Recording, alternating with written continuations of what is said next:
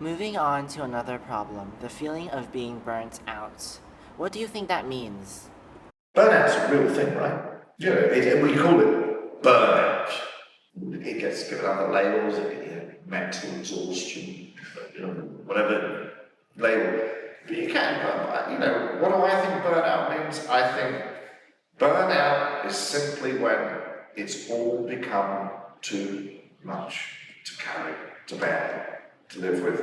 The pressure of deadlines, the pressure of life, the pressure of every day sitting for hours in traffic to go to your workplace, and then full of deadline to get this done, get this done, get this done, and then back home in the evening and you come home, you collapse on the sofa, you're so exhausted, all you can do is just stare at some garbage on Netflix or something that's not going to be any good for your mind, and you eat very late at night, and then you don't sleep properly, okay? So often people with anxiety and depression issues, they actually lose their sleep cycle, then they start suffering from insomnia and so on. And of course, what's happening here, all this mental pressure, all this anxiety, all this depression, all this stress, because it's a pretty stressful world, right? This builds up and it starts to take its toll on your physical body. And you wake up in the morning, and one day you wake up like this, and you just say, I can't do this anymore. And that's burnout. That's when you've got to hold your hand up. You've got to go and speak to your boss, your teacher, your mum, your dad, your friend, whoever it is, your doctor. And that's when you say, I need help. What should be done to prevent being burnt out? This is an area that I think about often. I think there's a duty on all of us to care about each other more. The workplace, most of us are going to spend the vast amount of our life at work, right? Doesn't matter what you're doing, teaching, doctor, lawyer, businessman, working in a shop, you can be at work. You've got to look after your employees. You've got to make the workplace healthy. You've got to be mindful of your employees to make sure that you're not putting too much pressure on these people, that you respect this thing that we all look for, but it's so hard to find, which is the work-life balance. Life is short. People need time with their loved ones, they need downtime, they need relaxation time, they need to go home on the weekend and stop and pause, have some fun and relax.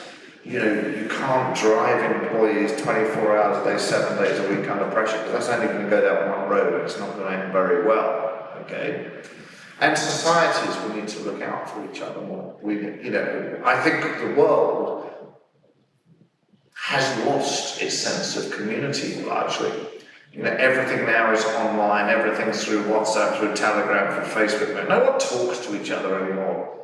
You just go and sit in a restaurant and everyone, I do it myself, I'm just as guilty. I go and sit and talk to friends, I get my phone out as I'm talking to someone 1,000 miles away, and yet my friends are right here. We need to have a rethink about what society looks like. Globalization, as magnificent as it is as an idea, there's a risk to it. That we're becoming so aware of what's going on 10,000 miles away in another country, and the news from another continent, the economic problems in another nation, and we actually forget what's on our own doorstep. We forget our neighbours. We forget our friends. We forget our colleagues. The UK, where I come from, people don't speak to their neighbours anymore. Just go around and close the door and that's it. Your neighbours are going to live next door to you. They're just, 20 yards away. You'll probably be living next door to them for 20 years.